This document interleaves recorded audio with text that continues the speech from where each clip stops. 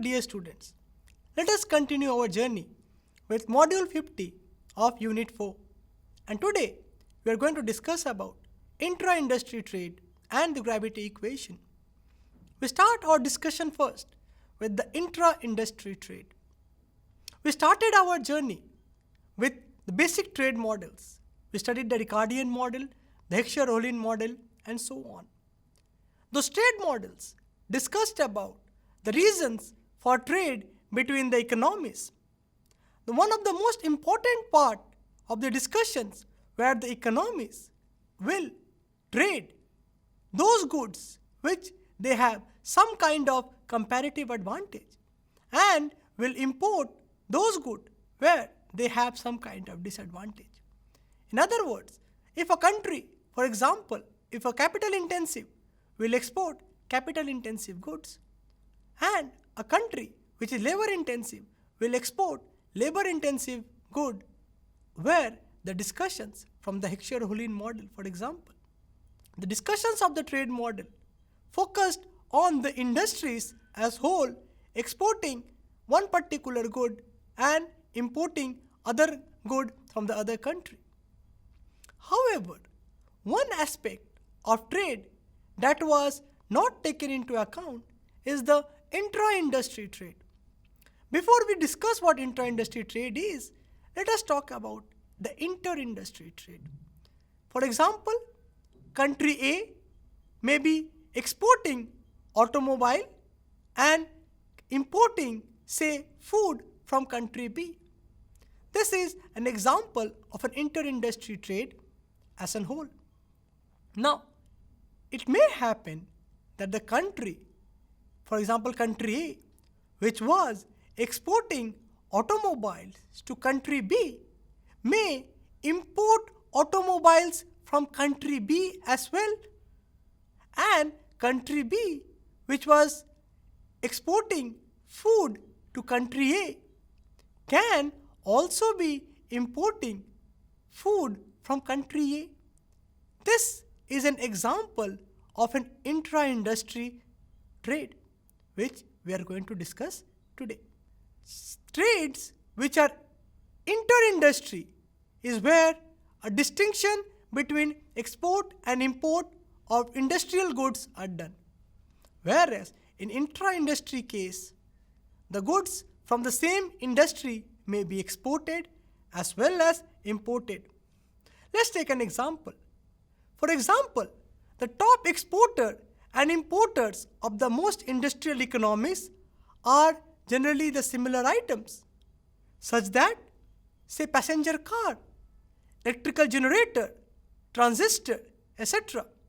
For example, United States exports car as well as imports car. Similarly, for Great Britain, Germany, and France. Now, in the real world situation, this intra-industry trade is happening, which was not clearly explained by the HOS model. The HOS model focused on one good to be exported and other to be imported.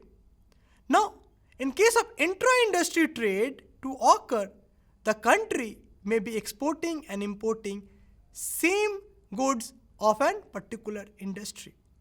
If you look into this table, there is an example of inter and intra-industry trade. In case of inter-industry, we have phrases like either and or. That is, either I import this good or I export that good. So, we can see that either import or export in a given sector of economy takes place. And what was the source of inter-industry trade? The source was comparative advantage in a particular industry and a comparative disadvantage of the import industry. Now let's talk about intra-industry trade. The first one can be considered as horizontal intra-industry.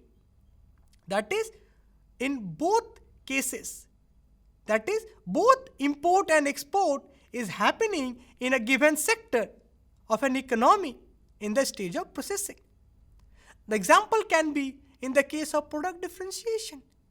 We may have same industry but two different products. I'll be coming to that. Another example is a vertical intra-industry trade. In this case, we have both as well as different. What does that mean? We can have both export and import from a given sector, and the economy may be having trade at different levels of production or processing. This example can be taken from fragmentation, where in some part there is a comparative advantage and other part there are not. Let's take an example of this. The inter-industry example is very clear. Suppose country X has a comparative advantage in production of good X. It will produce and export good X. And if it has a comparative disadvantage in production of good Y, it will import as much as possible of good Y. But let us take example of horizontal intra-industry. For example, India may be producing fine linen cotton and exporting abroad, whereas India may also import cheap quality cottons product from Bangladesh. So though India is exporting clothes, India may also import clothes. Similarly, India may produce and export sugar, but India may also import tomatoes from abroad. Now, if we consider agriculture in aggregate, we will see there is an export of food items as well as import of food items for India. In case of vertical intra-industry trade, suppose India may be selling cheap motorcycles abroad, but to produce this motorcycle, India may be importing engines from, say, Japan. So there is both export and import in the group of automobile industries. So this is an example how intra-industry trade may happen both at horizontal level, where there is product differentiation, and at the vertical level, where there is a different stages of production. Japan, in case of vertical example, may have an advantage in producing the engine, whereas India, due to cheap labor, may have advantage in assembling this product in the country.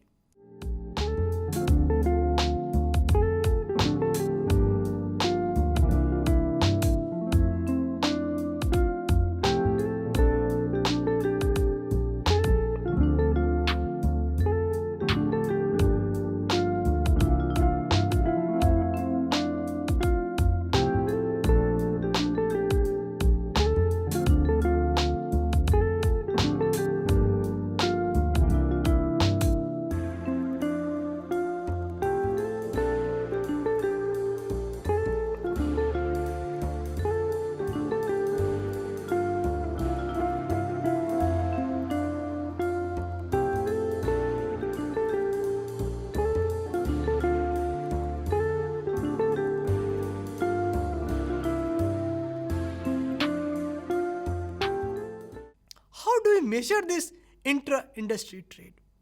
We are going to use a particular index. If you look here, let us denote X as the export and M as the import. I denotes a particular industry in the economy. The index is defined as following equation. Summation of export minus import minus modulus of X minus M, that is export minus import, divided by export minus import. So net export minus the absolute value of net export divided by the net export. Now, if you observe this, we can break this particular equation, and this particular part may get cancelled out by the denominator, and we have 1 over here, and 1 minus absolute value of net export divided by net export in the economy. Now, if the industry is a net exporter and or is an importer, so we will either have xi minus xi or mi minus mi from the right hand side and the left hand side. In both the cases, the index value will be 0. But if we have a trade where the country is exporting as well as importing, we may not get a value equal to 0, rather a value closer to 1. That is, if this value is 1 minus 1, 0, we will say that there is a pure inter-industry trade that is going on. And if this particular part is 0, that means we are having a value equal to 1. We will say there is an intra-industry trade going on. Let's take an example to understand this. From the table we see for this particular country, the country is exporting say 0 unit of commodity 1 and rupees 5,000 amount of import of commodity 1 is taking place. In case of commodity 2, there is a $3,000 value of export is going on and an import of $2,500 value is going on. Now, if we calculate that index that we discussed just now, for commodity 1, the industry we have 1 minus x minus m by x plus m. We have 1 minus the export is 0 and the import is 5,000 divided by that export and import. So we have 1 minus negative of 5,000 within the modulus divided by 5,000. So we are having a value 1 and 1 minus 1 is equal to 0 in this case. Let us consider the example of industry 2. Here the index is given by T2. We have 1 minus the modulus of export minus import divided by export minus import. We have 1 minus, we have export of 3,000. We have an import of 2,500. So the difference is 500 divided by the export plus import, that is 3,000 plus 2,500. And we get a value of 500 divided by 5,500 and we can sum it up to as 10 by 11. And this value is a positive 1 and very close to 1, something around 0.9. So what do we conclude from here? We conclude that the value of the index will lie between 0 and 1 as we discussed earlier. In the first case of industry 1, the value of the index is 0. That is, the country is a sole importer in this case. It could have been exporter as well in other examples. So we will conclude that the country is either a sole exporter or a sole importer and there is no inter-industry trade going on. But if the value is either 1 or close to 1, we can say this is a case of a fully intra-industry trade going on in this particular country. We can see an example from real life data. And this has been collected from Bothard 2008's report. And we see the sign for different countries over the period of time starting from 1962 to 2006. We see for the high income country to the high income country, there has been a significant rise in intra-industry trade over the period of time. And across other countries as well, there has been an upward portion of the curves showing that there has been a significant rise of intra-industry trade over the period of time. That means the data points out that the countries are moving towards more intra-industry trade than inter-industry trade.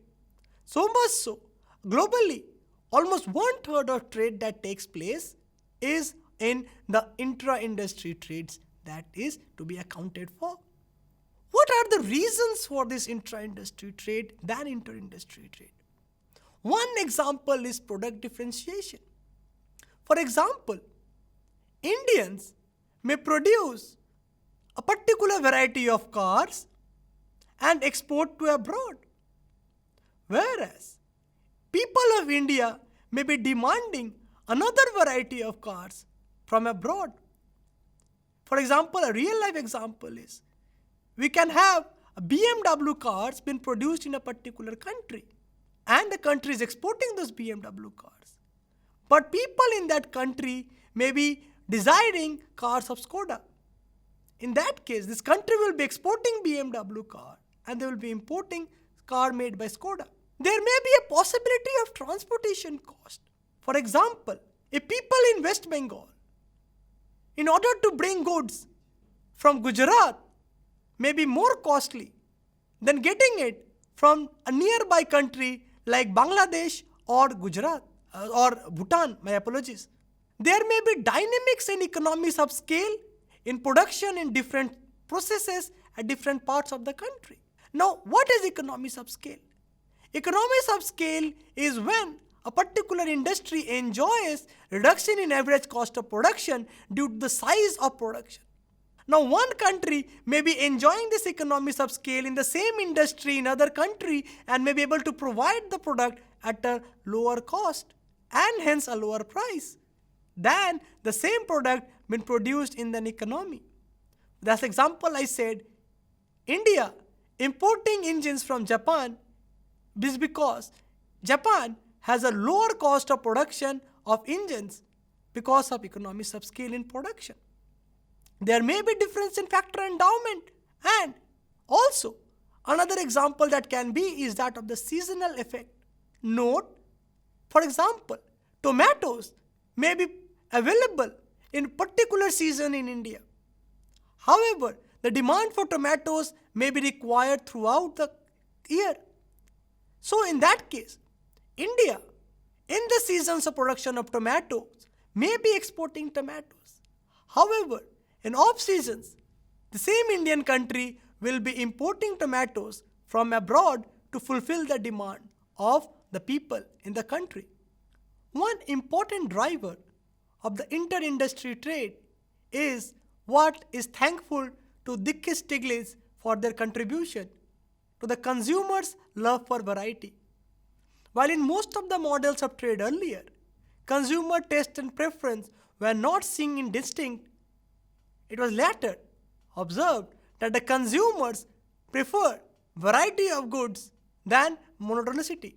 When we include this consumers' love for variety, we can have an inter-industry trade where the country may be exporting the same product and may be importing different variety of the same product to enjoyment of the consumers of different types.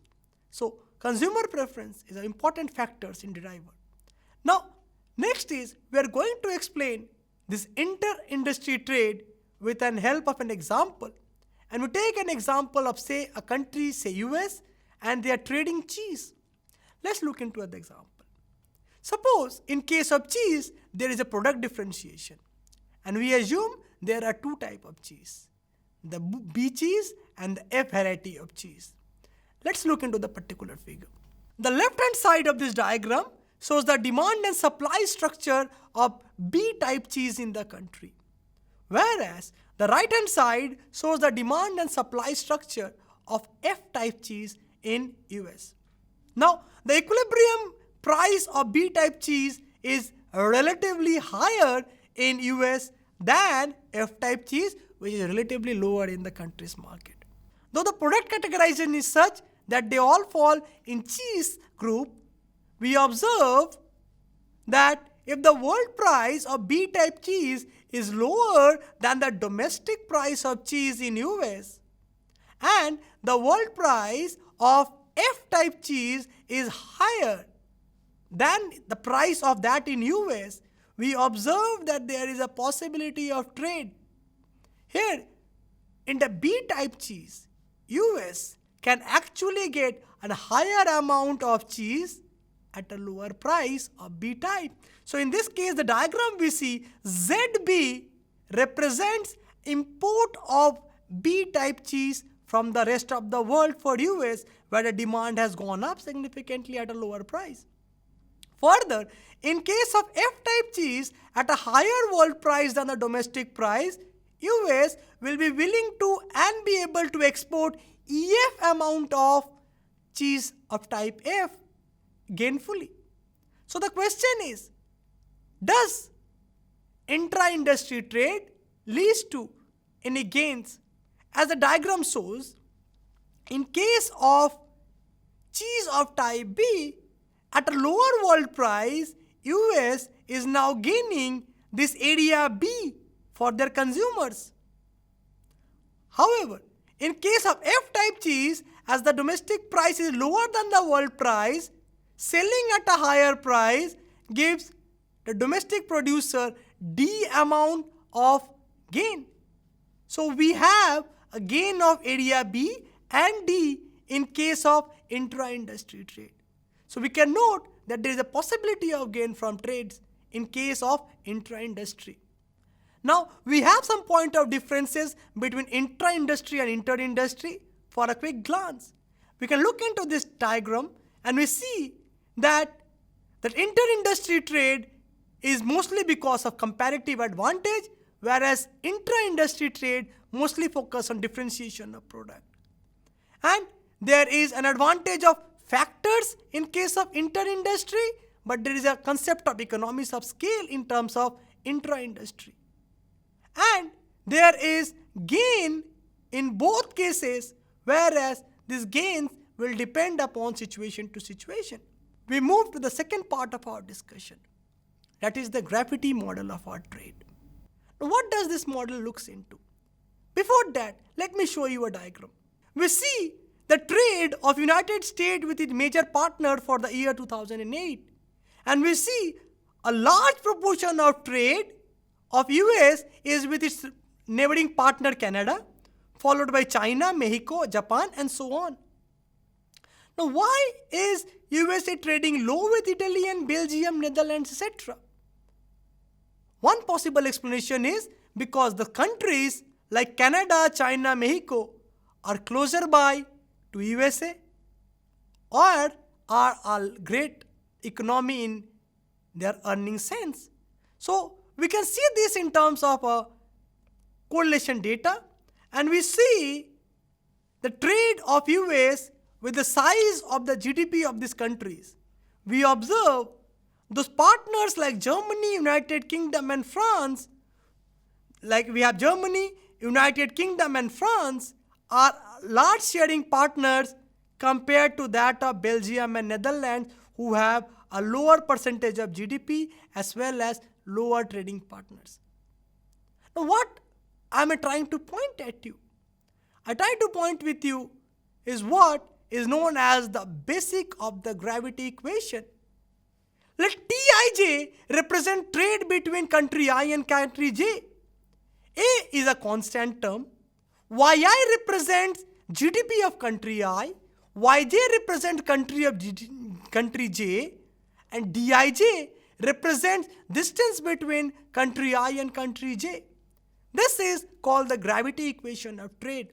It says that the value of trade between two countries is proportional, given other things constant, to the product of the GDPs of the two countries and diminishes as the distance between the two countries grow up.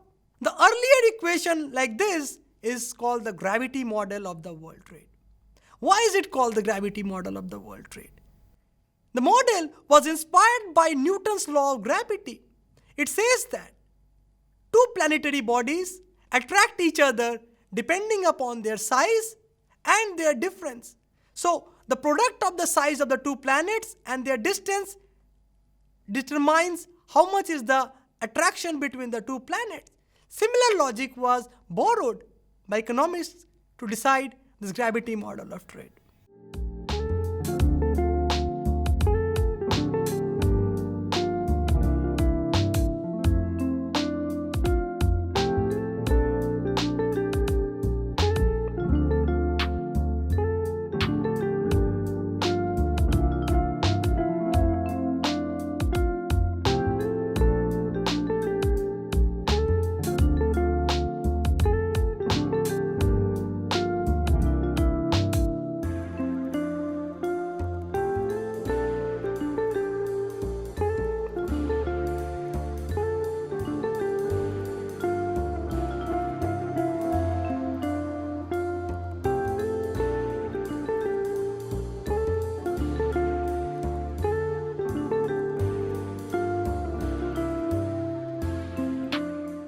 One of the way to justify an equation is to estimate them.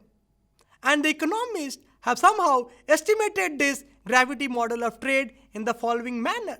So Tij is equal to A into Yi to the power alpha plus Yj to the power beta divided by Dij to the power C. it's easier to transform this equation into the logarithmic form, and taking log on both sides, this equation will be log of Tij plus log A plus alpha log Ya plus alpha log plus beta log Yj minus C log Dij. And the economist can take these three things to determine the volume of trade between two countries. One is the size of the two countries and the distance between the two countries. The way this can be done is by estimating the value of A, B and C to fit the equation in a closer way so that we can get the value of A, B and C is equal to 1. The equation 2 would be same as equation 1 if we can estimate it and justify the gravity equation of trade. And equation 1 is a proper estimation or approximation of the gravity model of trade. Now, why does gravity model of trade works? Broadly speaking, if the country is large, they tend to spend large amount on both domestic consumption as well as import of their goods. And since they are large in size, they also attract large share of output from other countries and also a variety of products due to the reasons discussed earlier. So other things constant, the trade between two economies is larger if the economy is large. The distance, how does it affect? Further the distance from two countries, higher will be the transport cost, thereby negating the benefits of trade due to the rising transport cost between the country. What other things aren't equal? In practical, countries spend much more of their income in their own home country. For example, the United States and the European Union taken together shares 25% of GDP of the world, but each of them attracts only 2% of spending from other country. To make sense of the actual trade flow, we have to also take into account what are the factors limiting international trade between countries, which we had discussed in previous modules. It can be factors like tariff, quota, etc. and other impediments to trade. So dear students, in this module, we discussed two interesting factors of the new trade theories. Earlier we had studied in Heckscher-Ohlin theorem about the factors responsible for trade between countries, and we are mostly focusing on the inter-industry trade. But today we discussed about the intra-industry trade, which is because of the classification of industries for a country.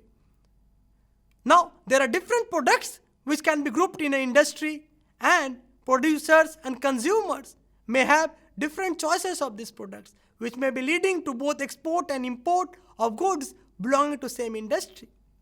In the second part of our discussion, we discussed about a very interesting model called the gravity model, which shows how size of economies and the distance of economies leads to trade between two countries. Larger the sizes of the country, more trade it attracts, whereas further the distance the countries have from each other, more disattractive they become to each other for trade. Thank you, dear students.